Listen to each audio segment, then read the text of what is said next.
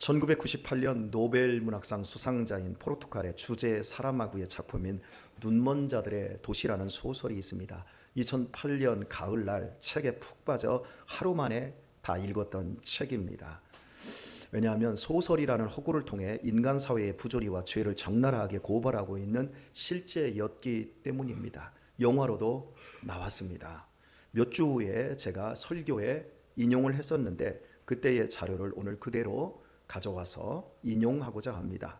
한 사람이 차 안에서 교통신호 대기 중 아무런 이유 없이 눈이 멀어버립니다. 어떤 병리적 예비 조짐도 없이 갑자기 앞이 보이지 않자 두려움에 당황하게 되고 어떤 행인이 이런 이 사람을 도와 집까지 바래다 주는데 그만 그 사람도 눈이 멀어버립니다. 그리고 치료하던 안과 의사까지도 실명을 하게 됩니다. 새로운 바이러스에 의해 원인을 알 수 없는 실명을 가져다주는 눈병이 드러나자 정부는 환자들을 격리 수용시킵니다. 이때 한 의사의 아내는 눈이 멀지 않았지만 눈이 먼 것처럼 속이고 남편을 돕기 위해 수용소에 함께 들어갑니다. 환자들은 기하급수적으로 늘어나고 도시의 기능은 마비가 돼버리고 결국 의사의 아내 외에 모든 자들이 눈이 멀어버립니다. 수용소는 무서운 혼돈 상태에 빠집니다. 사람들은 아무 데서나 용변을 보고 오물 위를 짐승처럼 뒹굴며 삽니다. 신뢰는 무너지고 권총을 든 사람을 중심으로 몽둥이로 무장한 일단의 악당들이 음식을 모두 점유해버립니다. 이제 음식을 먹기 위해서는 악당들에게 가지고 있는 돈, 보석, 폐물을 바쳐야만 했고 심지어 여자들까지 상납하게 됩니다. 거기 무슨 도덕, 윤리, 인간의 존엄성, 건강한 상식이 있을 수가 없었습니다. 눈먼 사람들의 삶은 지옥이 되어버립니다. 불결함, 배고픔, 체념, 분노, 숙취, 두려움에 치를 떠는 지옥과 같은 상황을 홀로만 바라보는 여자의 고통은 더욱 큽니다. 보이는 세상의 처참함에 차라리 자신의 눈도 멀기를 바라는 여자, 그 순박했던 여자가 눈뜨고는 도저히 볼 수 없는 만행을 자행하는 폭도의 우두머리를 결국 숨겨두었던 가위로 죽이고 맙니다. 우두머리가 죽임을 당하자 악당의 속에서 내분이 생겼고 모두가 힘을 합해 그 악당들을 응징하고 수용소를 탈출합니다. 눈뜬 여자는 탈출한 소수의 사람들에게 자신이 볼 수 있다는 사실을 밝히고 그들의 눈이 되어줍니다. 세상 모두가 눈이 멀었는데 이 여자만 눈을 봅니다. 눈뜬 자로서의 책임을 다하는 여자의 희생으로 그녀와 함께 생활하는 소경들은 인간다운 생활을 할 수 있게 됩니다. 씻기고 먹이며 제대로 된 잠자리를 제공하고 그들을 위해 음식을 구하려고 위험을 감수하는 여자, 기꺼이 자신의 전부를 내어주는 한 사람 눈뜬 자가 있기에 눈먼 자들은 지옥 같은 도시에서 살아남을 수 있었습니다. 결국 눈먼 사람들의 눈이 다시 보이기 시작할 때 이 친절한 여자가 오히려 마지막으로 눈먼 자가 되고 맙니다. 그는 마지막에 이렇게 말합니다. 나는 우리가 눈이 멀었다가 다시 보게 된 것이라고는 생각하지 않아요. 우리는 처음부터 눈이 멀었고 지금도 눈이 멀었다고 생각합니다. 작가는 즉 주제 사라마구는 이 작품을 통해 우리가 살고 있는 이 세상이 눈먼 자들의 도시라고 고발하고 있는 겁니다. 사람들이 눈을 뜨고 있다면 어찌 지구촌의 혼란과 범죄와 갈등이 이처럼 무섭게 일어나고 있으며 인생들이 어찌 쾌락과 욕망만을 위해 불나방처럼 살다가 허무하게 사그러지고 있는가 묻고 있는 것입니다. 눈먼 자들의 도시는 오늘의 본문인 성경에도 있습니다. 날 때부터 소경이었던 사람은 예수님 아니었으면 딱 한 번뿐인 인생 깜깜한 암흑 속에서 평생을 살다 죽었어야 했습니다. 인간적인 존엄성은 파괴된 채 짐승만도 못한 상태에서 헤어나올 길이 없었습니다. 이런 그가 눈을 떴으니 이 얼마나 놀라운 기적이고 큰 기쁨입니까? 그러나 그가 눈을 뜨고 마주한 세상은 끔찍했습니다. 자신이 눈을 뜬 것에 대해 축하하고 기뻐하는 사람들이 전혀 없었습니다. 부모까지도 외면을 했습니다. 안식일에는 절대로 눈을 떠서는 안 된다라는 계율 때문이었습니다. 종교 지도자들은 자신을 고쳐주신 예수님을 죄인으로 몰아붙이고 자신을 그 사회에서 출교시켜 버렸습니다. 그들은 사람이 할 수 있는 일과 하나님만 하실 수 있는 일을 전혀 구분하지 못하는 영적 소경들이었습니다. 농사는 누가 하지요? 사람이 하는 게 아니에요. 하나님이 하는 거예요. 농사는 그냥 사람이 밭을 갈구고 씨를 뿌릴 뿐이고 그걸 자라게 하는데 사람은 아무런 것도 할 수가 없어요. 그런데 사람이 한다고 생각을 해요. 모든 이치가 다 그래요. 하나님만 하실 수 있는 일과 사람이 할 수 있는 일을 사람들이 구분하지 못합니다.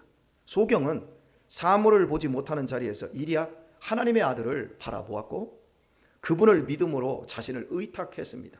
그리고 더 큰 은총을 입어 주님의 제자가 되었으며 영원한 생명에도 눈을 뜬 자가 될 수 있었습니다. 그런데 처음부터 눈을 떠서 보아온 자들은 전혀 진리이신 예수님을 알아보지 못하고 결국에는 죽이고 말았습니다. 유대인들은 자신들만은 진리를 본다고 자신하고 있었지만 그러나 그들은 처음부터 끝까지 영적 소경이었습니다. 이상치 않습니까, 여러분? 어찌 전혀 못 보는 소경만이 바르게 분별할 수 있었던 것일까요? 하나님의 은혜를 입었기 때문입니다. 인간을 구원하는 복음은 순전히 하나님의 뜻에 의해서 이루어지기에 인간에게는 어떠한 권리도 주장할 수가 없습니다.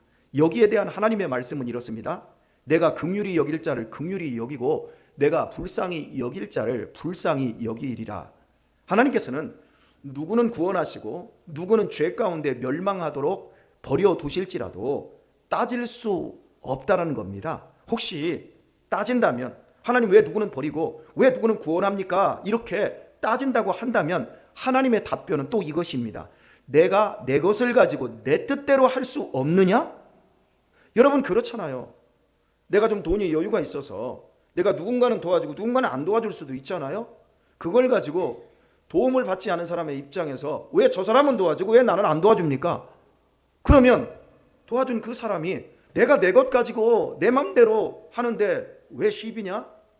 이렇게 될 수 있지 않겠습니까? 여러분, 하나님께서 누구는 구원하고 누구는 그냥 버린다라고 하는 이 하나님의 주권에 대해서 불쾌하십니까? 여기에 대해서 불쾌감을 갖는 분들이 분명히 있지만 복음은 그것 때문에 오히려 우리를 미소짓게 하는 겁니다. 인간에게 복음에 대한 권리가 없음은 반대로 하나님의 자비를 가로막을 장애물이 없다는 뜻이기도 하기 때문입니다. 하나님께서 주시는 모든 것이 순전히 은혜이므로 어떤 죄와 어떤 악함으로도 그 은혜를 인간이 막을 수 없다라는 뜻입니다. 아무리 우리의 죄가 악화되고 극심해진다고 해도 하나님이 우리를 은혜로 대하신다는 사실은 절대 부정되지 않습니다. 왜냐하면 하나님께서는 오직 은혜만이 왕노릇 하도록 역사하기 때문입니다. 저는 이런 질문을 여러 번 받았습니다. 지금 우리 교회 권사님 되신 분들한테도 이 질문을 받았어요. 목사님, 만약에 구원은 하나님의 주권이고 선택이라고 한다면 만약에 내가 하나님을 믿고 있지만 하나님이 저를 선택하지 않았다면 어떻게 되는 것입니까? 이것보다 오해가 없어요. 아니, 이보다 미련한 질문이 없어요. 내가 그리스도 예수님을 믿는다면 나는 선택받은 거예요. 내가 선택받았기 때문에 내가 믿는 거예요. 그런데 내가 믿고 있는데 내가 하나님이 나를 선택하지 않았다면 이거 어떻게 되는 겁니까? 이런 질문이 성립이 안 되는 거예요. 여러분, 내가 믿습니다. 내가 이 자리에 있습니다. 그러면 난 선택받은 줄 믿으시길 바랍니다. 그리스도의 구속을 의지하는 사람은 창세전에 그리스도 예수 안에서 선택되지 않은 영혼은 없습니다. 저는 처음 이 복음을 듣고 지금까지 살아왔지만 예수님을 믿음으로 얻는 의 외에 다른 복음은 알지 못합니다. 오직 은혜로 말미암아 믿음으로 구원을 받는 이 복음보다 아름답고 완벽한 복음을 지금껏 만나본 적이 없습니다. 구원은 하나님의 일방적인 선물입니다. 이 외에 더 알아야 할 복음이 없습니다. 성경이 명백히 증거하는 사실입니다. 그래서 바울은 고린도전서 2장 1절과 2절 그리고 빌립보서 3장과 7절에서 이렇게 증거를 합니다. 내가 너희 중에서 예수 그리스도와 그가 십자가에 못 박히신 것 외에는 아무것도 알지 아니하기로 작정하였음이라. 그러나 무엇이든지 내게 유익하던 것을 내가 그리스도를 위하여 다 해로 여길 뿐더러 또한 모든 것을 해로 여김은 내 주 그리스도 예수를 아는 지식이 가장 고상함을 인함이라. 내가 그를 위하여 모든 것을 잃어버리고 배설물로 여김은 그리스도를 얻고 그 안에서 발견되려 함이니 내가 가진 의는 율법에서 난 것이 아니요 오직 그리스도를 믿음으로 말미암은 것이니 곧 믿음으로 하나님께로서 난 의라 말합니다. 바울 사도뿐만 아니라 은혜를 입은 자들의 고백은 이와 같이 한결같습니다.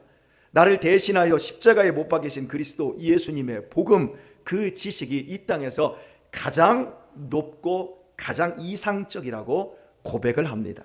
그리하여 인생의 날들을 어떤 상황에서도 하나님의 은혜와 평안을 누리며 죽기까지 성장해가는 삶을 살게 되는 것입니다. 소경된 예루살렘을 향해 주님께서는 이렇게 말씀을 하셨어요. 내가 심판하러 세상에 왔으니 보지 못하는 자들은 보게 하고 보는 자들은 소경되게 하려 함이라 말합니다. 그러자 바리새인들이 자문합니다. 그럼 우리도 소경인가? 이에 주님은 말씀하십니다.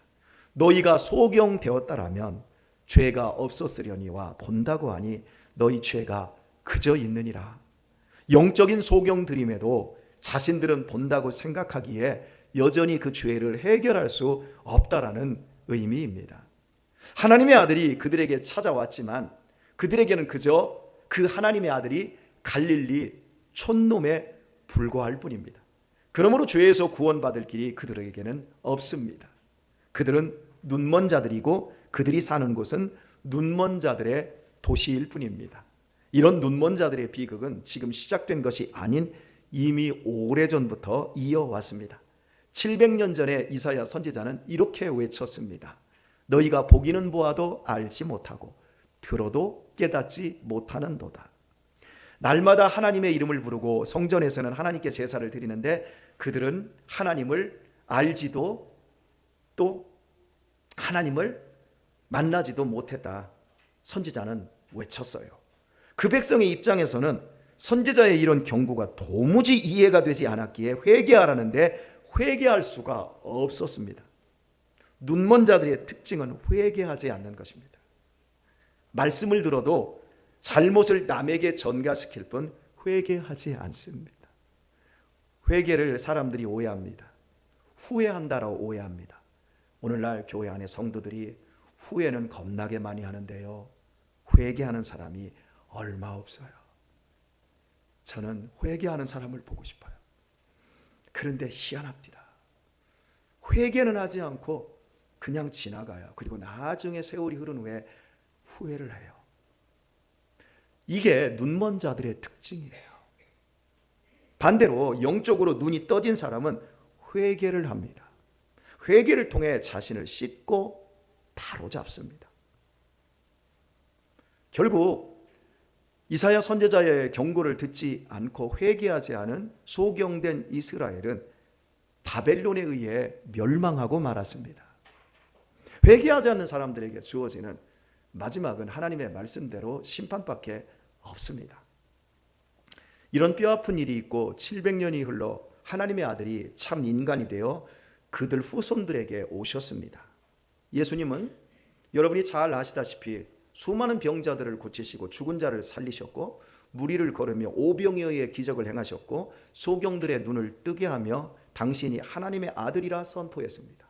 하나님만 하실 수 있는 일을 하셨습니다. 그리고 예수님을 구주로 믿는 사람들은 모두가 새로워졌습니다. 그는 분명 구약 성경에 예언된 하나님의 아들이었습니다. 그런데 성경을 잘 알고 있던 바리새인들과 제사장들은 예수님을 사이비로 몰아 십자가에서 죽여버렸습니다. 예수님은 죽으시면서까지 그들이 무슨 짓을 하는지 알지 못한다며 그들의 용서를 하나님께 청원드렸습니다. 그들의 눈먼 사실을 지적한 것입니다. 하늘 아래 가장 성스러운 도시 예루살렘은 사실은 가장 눈먼 도시였습니다. 주 안에서 사랑하는 교우 여러분, 이런 눈먼 자들의 도시는 세상 어디에나 다 있습니다. 지금 우리가 살고 있는 이 평택도 눈먼 자들의 도시입니다. 사람들의 눈에는 돈밖에 보이지 않습니다. 그래서 저 고덕에 그 넓었던 논밭이 과수원이 다 매립이 되고 거기에 도시가 생기니까 평택이 그래도 대한민국에서 가장 먹고 살기 좋은 곳이라고 이야기하지만 가장 살벌해진 동네라는 걸 아십니까? 이혼율이 가장 높고 청소년 탈선율이 가장 높고 지금 자라나는 우리 아이들이 청년이 된 시대에 보십시오. 나중에 얼마나 각박하고, 제가 21년 전에 이 평택에 왔을 때에 농촌 도시형의 그 순박함이 사라져서 우리 교회를 떠난 고덕 이쪽에 있는 교회들, 그리고 구도시에 있는 교회들은 텅텅 사람들이 비어서 할아버지 할머니만 남았고 젊은 세대들은 저쪽으로 갔는데, 여러분, 교회도 얼마나 살벌해지고 있습니까? 사람들의 눈에는 돈밖에 보이지 않습니다. 영원히 살 수 있는 복음이 곁에 와 있지만 그것이 보이지 않습니다. 나를 따뜻하게 하고 내 미래를 아름답게 밝혀줄 복음이 넘쳐나고 있고 영원한 생명의 길이 열려 있지만 그것이 보이지 않습니다. 온 자연 만물과 숨을 쉬는 모든 순간들 속에 하나님의 사랑이 넘쳐나고 있지만 그 놀라운 은혜가 보이지 않습니다. 봄이 왔습니다. 진달래꽃이, 그리고 지금 살구꽃이 흐드러지게 피고 목련꽃이 흐드러지게 하얗게 피고 있습니다. 그게 제 눈에는 봄입니다. 그런데 아이들의 눈에는 봄이 안 보입니다. 모두 눈이 멀어 있습니다. 지금 내 옆에서 숨을 쉬고 함께 밥을 먹고 있는, 나에게 전 인생을 다 함께 주고 있는 내 부모님이 계시는 것이 얼마나 큰 행복으로 보여야 되는데 그게 보이지를 않습니다. 우리 엄마가, 우리 아버지가 집문서 어디다 놨지? 저거 죽으면 누구에게로 갈까? 이런 것이 보입니다. 정말 중요한 게 안 보입니다. 그리고 자신들은 본다고 착각합니다. 본다고 생각하니 정작 봐야 하는 것에 대해 보려는 마음이 없고, 들린다고 생각하니 꼭 들어야 할 것을 안 듣습니다. 사람은 누구나 자신이 보고 싶어하는 것만 본다라는 말이 있습니다. 이는 다른 말로 자신이 보고 싶어하지 않는 것이라면 눈을 뜨고 있어도 못 본다라는 말입니다. 진짜 그렇습니다. 인간은 있는 그대로 세상을 보지 않습니다. 저는 여러분을 보고 있고 여러분은 저를 보고 있습니다. 보여지는 대로 보는 거 아닙니다. 여기 제 조카가 있습니다. 조카는 삼촌이라는 프리즘으로 지금 저를 보고 있습니다.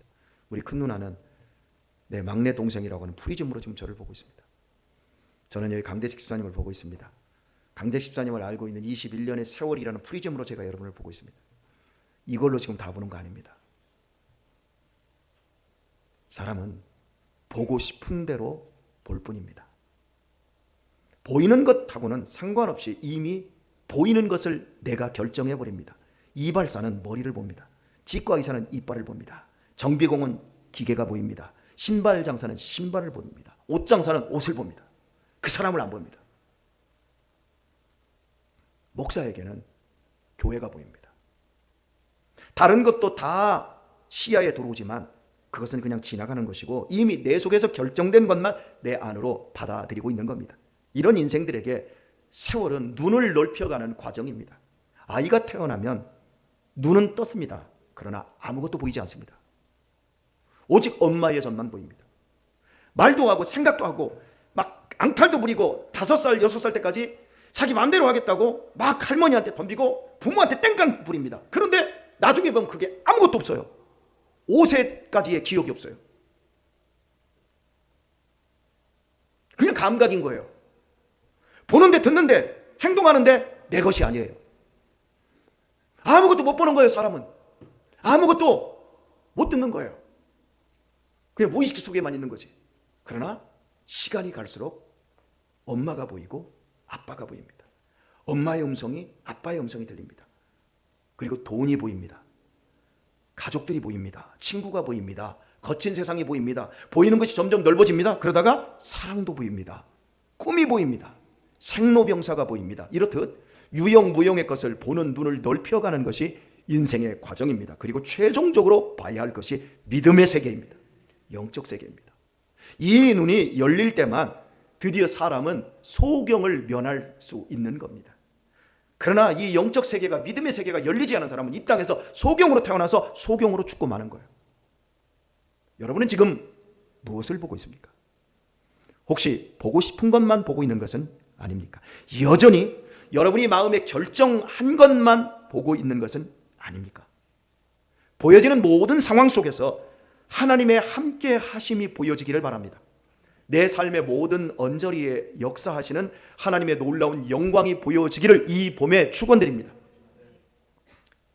제가 여러분을 위해서 잊지 않은 기도가 있습니다. 이 기도는 바울이 에베소 교회를 향한 기도이기도 합니다. 저희 교회에서 초창기의 주일날 예배 시간에 제가 처음에 예배 들어갈 때 선포하기도 했던 것입니다. 지혜와 계시의 정신을 주사 하나님을 알게 하시고 이 마음의 눈을 밝혀 하나님의 부르심의 소망이 무엇이며 주님을 믿는 영광과 믿는 우리에게 베푸시는 능력이 얼마나 큰지 알게 하소서. 여러분, 눈이 열려야 합니다. 이 눈 말고요. 이 나이 먹으면 이 눈 자꾸 깎아내고 수술하는 이 눈 말고요. 마음의 눈이 열려야 제대로 믿을 수 있습니다. 그것도 한 번 열리는 게 아니라요. 계속 열려야 합니다. 계속적으로 눈이 열려져야 합니다. 인간은 보는 만큼 살 수 있습니다. 더 많이 볼수록 풍성한 삶을 살 수 있기 때문입니다. 더 깊게 볼수록 더 깊이 있게 살 수 있습니다. 도단성으로 엘리사를 잡으러 온 아람 군대가 새카맣게 성을 포위했을 때 엘리사에게는 하늘 군대가 보였습니다. 그러나 그의 종 게하시의 눈에는 아람 군대만 보였습니다.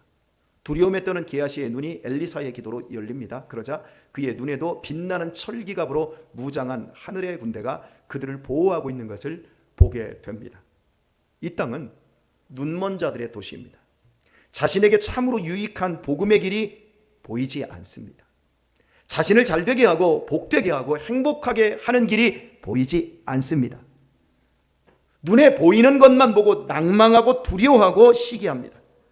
그럼에도 자신들은 잘 보고 있다고 아무런 문제가 없다고 우기지만 하지만 사는 모습들을 보십시오. 많이 배워서 자타가 똑똑하다고 인정하는 사람들의 살아가는 모습들을 한번 보십시오. 재리에 밝고 세상 이치에 밝은데도 불구하고 가정 하나 건사하지 못하여 사람답게 살지 못하는 이들이 얼마나 많습니까? 밝은 눈을 가진 젊은이들이 썩어짐과 허물을 면할 수 없는 한심한 삶을 살며 인생을 탕진하고 있습니다. 그러나 우리는 다릅니다. 같은 것을 보지만 마음의 눈이 열려 있습니다. 우리는 세상이 못 보는 복음의 영광을 봅니다. 부르심의 소망이 보이고 내 앞에 베푸신 능력이 보입니다. 성도의 기업이 얼마나 영광스러운지 보입니다. 그래서 우리는 믿음으로 살기 위해 이 부활의 아침 여기에 와 있고 더욱 우리의 마음 눈이 밝아지기를 원하고 있습니다. 하지만 너무나 안타깝게도 우리의 보는 눈은 균일하지 않습니다. 믿음의 눈은 모두 천차만별입니다. 눈이 밝은 자는 예수 그리스도의 죽음과 부활이 얼마나 위대한 사건인지 보이기에 죽음의 위협을 이겨냅니다. 그러나 시력이 약한 자들에게는 여전히 죽음의 위력이 더 크게 보이기에 떨며 살아야 합니다. 눈이 밝으면 교회의 영광이 보이지만 그러나 눈이 약한 자들은 교회의 허물과 약점 그 안에 모인 인간의 실수가 더 크게 보입니다. 영안이 밝은 자의 특징은 결정적인 순간 하나님이 보이지만 시력이 약한 자는 자신의 억울함이 부각되어집니다. 그러니 믿음보다 돈이 더 크게 보이고 하나님의 뜻과 섭리보다는 자신의 자존심이 더 크게 보입니다.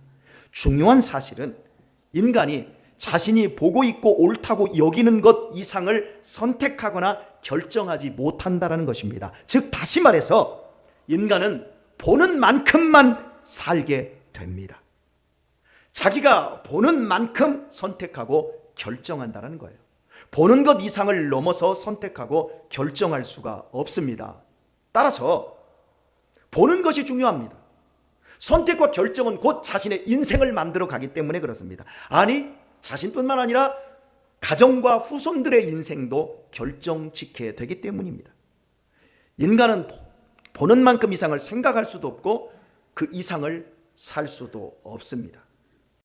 우리가 살고 있는 이 세상은 눈먼 자들의 도시예요. 여러분은 무엇을 보고 계십니까? 예수 그리스도의 죽음과 부활로 세워주신 이 교회에 다니시는 여러분은 지금 무엇을 보고 계십니까? 오늘의 말씀을 맺도록 하겠습니다. 인생은 우리 각자가 잘 되는 길, 성공의 길, 잘 사는 길, 행복에 이르는 길을 찾고 있습니다. 인류 역사가 오늘까지 인간이 잘 되는 길을 각 분야에서 찾고 있지만 예수님의 부활 없이는 그런 길은 이 땅에 존재하지 않습니다. 잘 되는 것 같고 행복한 것 같지만 끝은 죽음에 이르는 허망한 길입니다. 마귀가 저주하고 역사하는 길밖에는 이 땅에 없습니다. 오직 죽음을 이기고 부활하신 예수님께 의탁하는 길 외에는 없습니다. 예수님 외에는 방법이 없고 행복이 없습니다. 살아보십시오. 우리 어린이들, 학생들. 예수님 외에는 방법이 없고 행복이 이 땅에 없어요. 주님의 부활이 내 구원이고 내 해방이고 내 자유고 내 축복이요 나의 영생으로 보여져야 합니다. 그렇지 않고는 잘 사는 길, 행복한 길이 없고 또한 평안히 죽는 길도 없습니다. 이 부활의 프리즘으로 눈먼 자들의 도시에서 시험과 유혹들을 이기며 죽도록 충성하며 멋지게 사시기를 바랍니다.